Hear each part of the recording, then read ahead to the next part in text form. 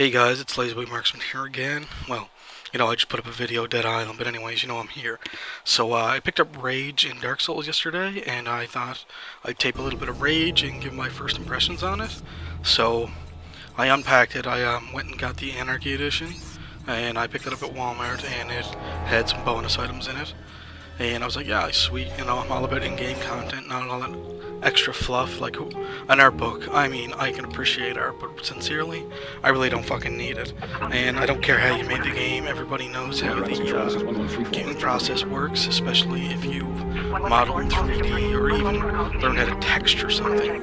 You've pretty much got a rough idea of the shit these people go through, and it's been covered a few thousand times, so really, I honestly don't give a flying fuck about how we made a DVD. So, the opening intro here is basically a giant rock is going to hit the earth, and apparently you're going to a giant ice cube tray, and that's supposed to, preserve you or whatever. And, oh look, hey everybody, I know Splinterism. That makes me famous. I'm on his friends list. Yeah, whatever. But, well, not whatever, Spoon's cool and all. Haven't played with him in ages, though. He's a busy man.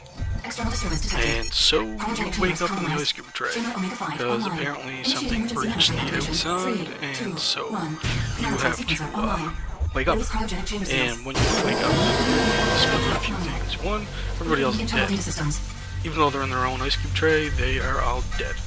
And so you're like, hey, look down, and that's the end of your tutorial for this current moment.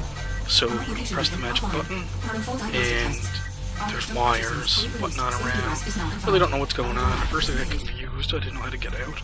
So I just went examining all the dead people, seeing if I could actually steal some of their, semi-frozen corpses. And then you get outside, you're like, gizmo, bright light, and then you actually get to see the world around you, and it is like they reviewed on every review commercial, and if your mom was watching TV, like you went on to a commercial and said, this is the best looking game ever.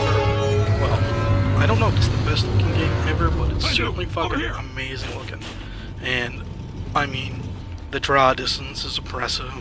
The textures, they don't really look, up close they don't look like shit, which is pretty rare when you actually look at a texture very close. It's pretty sad. You can generally make out that it's all the exact same detail. Anyways, this guy saves you from some crazy bastard knives, and it looks like they actually put a Master Chief bobblehead on there. I mean, I'm sure it's on a dead-on replica because of, rights issues, but it's pretty damn accurate, and so I got a good chuckle at that. This is your first experience with the driving in the game as a passenger, which isn't really that great, but once you actually get a hold of the ATV, you realize that this game really does have some fun driving mechanics to it. So, this guy saved you, as I said a moment ago, and apparently because you're out of the ice cube tray, you're like a sought-after commodity, so he's gonna, pull that "you owe me" card, and you'll see that he sends you on a, well, it's not exactly the most pleasant mission in the universe, but he'll get down to the skinny. And while I was here, I was wondering how or where I'm gonna get my bonus items. This way. So I was like, god damn. That's that ATV I told you about. It's pretty pimp. He doesn't give you the Doom Buggy, but you get to take a look at the interior places. I think I go in here to investigate the shitter. Also, when you're actually in areas, you should look around for little tiny boxes, because there's collector cards in it. Apparently this game has like a card game in it, so you'll probably be looking forward to making decks like that. Saving you may have changed. And so this guy's giving us the lowdown, so here's what I need you to do. You're like, hey, head to where alright those there, guy. bandits live. I'm in my giant, Plain and simple. fucking long johns No one of walks scientific out alive. nature. So sure, Except I'll do you. whatever it is you ask me with your You can use pretty one of my sexy ATVs in the sunglasses. garage, and And that pistol the more you with actually look supplies on around the table. environment in this game, the more you realize And it's you won't like just get my Mad thanks. Max had a baby with Come back Fallout alive and and I'll dig up Borderlands. some armor that'll fit And over that other arc movie suit with, you're wearing. You got a deal? fuck, I can't remember her name, but it was like One more thing. Those bandits shouldn't crazy. have The guy with the mohawk was screaming all the time. I'll look it up on Something special IMDb actually. And I'm actually doing this right now while I'm doing the audio. you're gonna see the quest, and he basically wants you to go and wipe out that there group of people, well, group of bandits that were after you. And you're like, yeah, you know what, sure, since, you know, it's the only way I'm gonna get that pistol off that table and get the fuck out of this place. So, we get ready to go on our mission. And we get the ATV, and this is where I said the driving mechanics. This game is fun. I mean, I never got my actual buggy yet, but just ripping around the four-wheeler is fun. Like, it's pretty satisfying just to crank out that fucking boost button and get into it. However, the mechanic that... sorry, I'm a bit dry here. The mechanic that I noticed is there's no, like, handbrake to pull, like, really big drift turns. It's basically you either slow down or you just stop dead. And this is the mailing system. I never got far enough to start delivering mail, so I just kind of got curious and touched it because I was curious. So, basically, you go into, look around, you're like, hey, this place is kind of cool, and then you go under the bridge of probably not very safe, and you go into the lair of the ghosts, which you get this wicked loading screen. Oh, by the way, I actually installed all 3 discs on my hard drive. I may have the old Xbox, like it's still rocking the white on it, but I did get the 120 gig hard drive for Christmas a couple years ago, so I got that bitch slapped on there. So I did the 3 installs. You can find a lot of stuff to pick up in this game, like just random shit you can sell.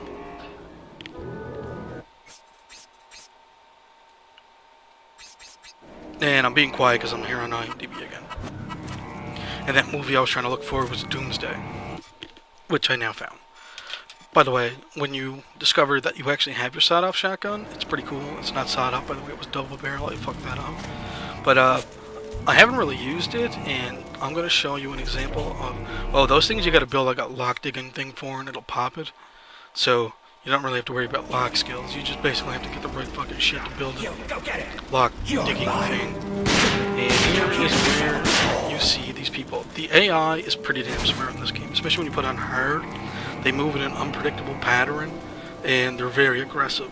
Some of them, if you manage to actually drop enough of them quick enough, they will literally retreat to group up again with other guys, which I thought was pretty impressive for an AI, because most AI in games are pretty fucking retarded. And I mean that sincerely, they're just useless. Like the Gears of War 3 bots that just sit there spinning around a fucking smoke grenade and rotating under the pistol, that's idiotic. These guys don't seem to really possess that. And you'll discover that like shooting down your iron sights, at least with the pistol, is not even worth the effort. If you get the monocular, then it's okay. However, this game on hard, you need to at least generally get 2 shots into the head to get a headshot to register, or sometimes you get lucky and the first one might, but generally you need at least 2. Now watch this guy's moving pattern. This guy is like fucking flipping, charging, like, I mean, all out fucking just trying to hack me down.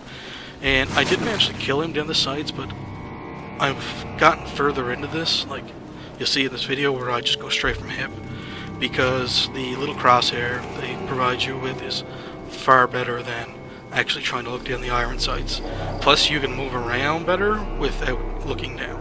So keeping your mobility is pretty damn good in this, because these guys are, as I said, unpredictable, aggressive, and when they rotate out to like actual firing weapons, they're pretty good. And they literally like spray, well not spray, but they will fire enough that even if they're not hitting you, they're making you not want to really turn around the corner quickly, because the moment you do, they've been waiting for you and they will just start blasting at you. Some of them may miss, some of them may hit, but either or, they're pretty damn on when they want to fucking work your day up. Here's another guy who does that like little flip thing, gets away, and you're gonna get caught here and do like a cinematic, which ends very unpleasantly for you, but you discover it also reveals one of the mechanics of the game, which I thought was kind of hilarious, but I'll get to that in a second. Take him for the kill. I've been actually speeding through 90% of the video because it's a pretty large chunk and I wanted to actually show you a lot more of the game. Oh yeah, you're hung upside down there. This guy's like a pig. And then this is when you notice you have a defibrillator unit, and it's like a little mini game. When you start it, you're going to be able to bring your left and right thumbstick towards these white hotspots and then hit the corresponding triggers, and more will appear. And the faster you do this is how much health you're going to regain when you stand up, and anyone in proximity of you or trying to loot you while you're actually defibing yourself will be shocked and or killed depending on how powerful the charge is, which I thought was hilarious. And again, I said I really enjoy the mechanic, because if you ever seen the A-Team, the guy that tries to jumpstart a car or truck with the defibrillator unit, well, that just made my day. So the defibrillator unit is pretty cool. It's a great mechanic, but it's not always there. If you use it, it takes a slight, maybe average amount of time to recharge. So you really have to be mindful of that, because this game, as they mentioned in many reviews, and you'll find out firsthand, you should save very often, because it only saves in or when you exit a location. It's a checkpoint. So basically, if you mismanage your defibrillator unit, you're going to die, and that means you have to start all over from wherever you saved last, which generally, if you're not diligent, means you just lost a considerable amount of game time. And I looked at this corpse pile and very close, and that one guy you just see me like iron sight onto, written across his chest is dinner, which to me was absolutely hilarious. And so I get out of the kill zone, and this is where you actually encounter more enemies. And these are the ones that actually are packing some heat. And if you crouch, apparently you're more stealthy, but apparently it's a silence weapon. Stealth that goes out the window when you dome that guy, which, as I said, sometimes takes 2 bullets, which you've just seen there. And now you have to actually experience their gun, which is pretty, as I said, impressive before we got to this. But if you don't kill a guy outright, he will literally just like sit there, crawl, and like peek around a corner, and fire at you until he dies. And I'm not sure if they die on their own, but I don't recall in one of these gunfights later on actually executing the guy on the ground via weapon. So I think he actually just dies. They may have a certain amount of time they can remain wounded as that and firing at you. So that's about as much as I know. And by the way, the health system in this game, I really don't understand it. Like, I think it's based off of visual HUD and just staying away from a gunfight and health regenerate. However, that's whatsoever kind of concerns me at times, because I'm like, I don't know how much health I have, and once I get hit with a bullet or two, I don't know if I can take another, or where my threshold is. So I'm gonna have to actually figure that out, or just carry the shit with damage, which you can also make a recipe, which is cool. This game actually contains numerous recipes to create a whole bunch of wacky shit, and I don't have my wing blades in this video, but you get them right after you return from this here ghost hunt, as you will, and you actually get an achievement for it. It's called Ghostbuster, which I really like the reference. But these wing blade things are fucking awesome. I'll cover them in another video. I don't understand what the hot balloon things are. As you see me here, I'm considering shooting it, seeing what happens, but I pass out. Oh, here's the part where I decide you gotta shoot it. This guy comes at me, and I'm like fucking ninja. I'm fucking fire on the I cannot touch this guy because he's like weaving almost, and when I should be shooting at his head, like missing shots of his shoulders or just blatant here. So I'm starting to realize that sometimes it's just better to 100% center mass and hope for the best. Which I'm not a fan of those. I find them disgusting. So sorry about that.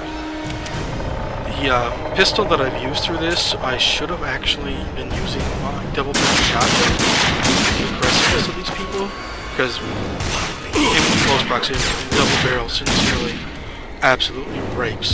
Unless they're wearing a helmet, which you'll find guys wearing later, it'll just usually pop it off.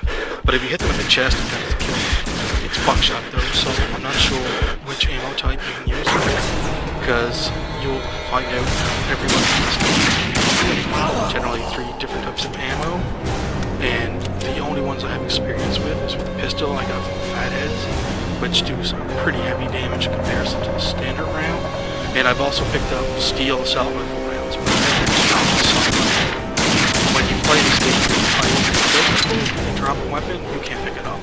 That little factor pissed me off, because, you know, guns just don't spontaneously bust off the ground. But in Rage, they do, so it's just something you're going to have to accept for what it is and just deal with it. Anyways, that's my take on Rage, guys.